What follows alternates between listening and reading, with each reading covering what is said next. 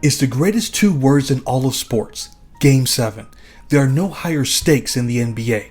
Your season and legacy are on the line. For some players, we don't just judge you if you win or lose. You have to perform. You have to be able to rise to the occasion. If you fail at both, you're considered a choke artist. If you succeed at both, you'll be regarded as a clutch player forever. If you win but have an off shooting night, that's where the debate becomes intense. Did you get saved by a teammate? Was the pressure too much for you? This is what happened to the great Michael Jordan. In Game 7 of the 1998 Conference Finals against the Indiana Pacers, the Bulls were able to escape with a victory.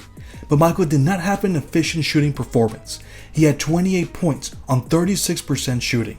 Does he deserve criticism, or does he deserve a pass? It all depends on how you impacted the game. And with Michael Jordan, he proved in the biggest stage that there is much more to his greatness than just scoring.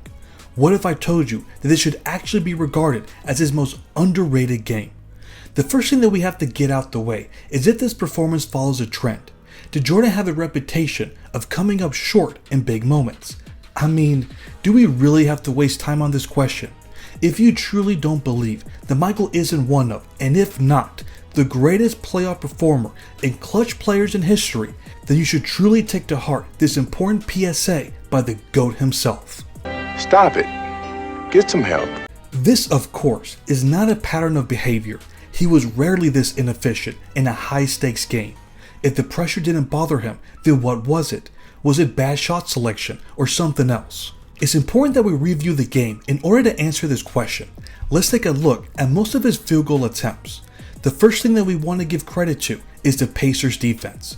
They would not let Jordan go one-on-one on Reggie. The help defense was always there to give him a second contest. And when he decided to drive to the rim, there were multiple instances where they gave a great contest without fouling. Let's not forget that the Pacers ranked 5th in defensive rating that season, and this was their biggest strength during this era. Since he wasn't in rhythm, he was missing on some clean looks. For the majority of the shots he took, he wasn't forcing the issue. He wasn't trying to play hero ball. He got the looks he wanted, but he just couldn't get them to fall down. He got cold in the worst possible time. Then when I saw this missed layup, it was obvious that fatigue was playing a factor. He was absolutely cooked from the grueling series, but trying to lead his team to a second three-peat. All those miles was surely starting to take its toll.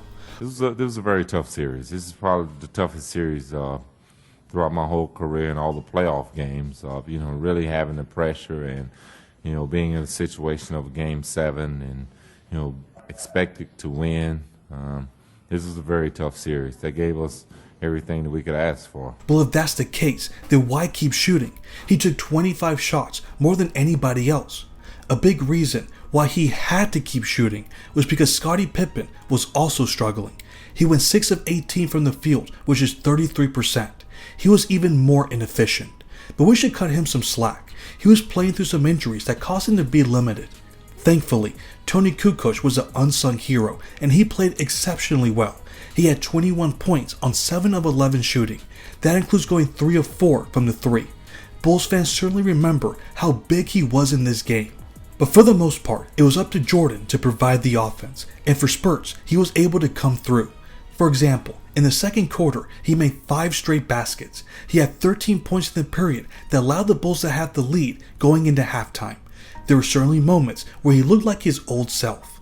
However, we're not going to classify this as a vintage Jordan performance. He didn't dominate with his scoring, but he impacted the game in every other way. This is where he proved, once and for all, that he was much more than just a great scorer. He posted a game-high 8 assists. By watching the game, he didn't do this by just driving and kicking, as 99.9% of the players do now. He was an expert at reading the defense. He knew where to pass the ball in spots where his teammates can shoot in rhythm. He knew the triangle offense better than anyone, and he used his knowledge to get his teammates good looks. Then we have the rebounds, the hustle plays. He had 9 rebounds, 5 of them coming in the offensive end. We're talking about plays where he's getting an offensive rebound over 2 big men. We're talking about winning a jump ball over the 7'4" Rick Smits. These are plays that can mean the difference between winning and losing. What impressed me the most from watching this game was his will to win. After the game, he mentioned what the key to the victory was. It's about heart, and I think you saw a lot of heart out there on the basketball court. It was a great effort. It's truly a championship team in terms of finding ways to win and making it happen. End of quote. How else could you explain why the Bulls out-rebounded the Pacers 50-37? If you answered because they had Dennis Rodman. False. Sorry, but he only had 6 rebounds. It was because Jordan and Pippen dominated the boards. They created a combined 11 second chance opportunities. Now here's something else that he did that was crucial. He attacked the rim time and time again in order to get to the free throw line. It was like an old school football game where they would give it to the running back and he would move the chains methodically. That's exactly what we saw in the fourth quarter. He knew that his shot wasn't falling, so he was going to do whatever it took to get to the free throw line. He had a game high 15 free throw attempts, and this gave the Bulls some much needed points. Does it bother you that in the end, Michael Jordan didn't beat you down the stretch? No, his jump shot didn't, but his free throws did. You know, he got the line a few times. He was putting his head down, just getting in traffic and trying to draw the foul. They were going at Rick pretty hard. They was setting a pick, and Michael was getting it, trying to run into him and get in the lane and make something happen, and it was effective. They did what they had to do to win the game. There's one last aspect to the game that we're missing, and that's defense.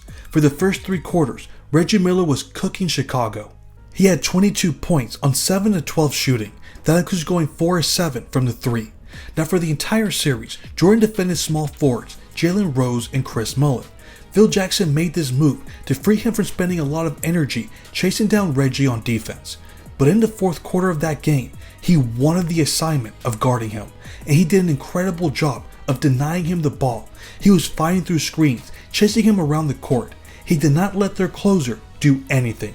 In fact, for the fourth quarter, Reggie had 0 points and only attempted 1 shot. Harp was not having a good game. He had a little bit of a stiff back this morning, and he wasn't moving the way he can move, and Michael had to move over and take Reggie Miller for the second half, or for the yeoman part of that second half for most of the minutes. He did a great job on Reggie, and as we shut him down a little bit, at least in the second half. This was a big reason why they were able to win that game. Throughout the series, Miller was able to make some big shots that crushed the Bulls. Michael was not going to let that happen again, and he shut him down.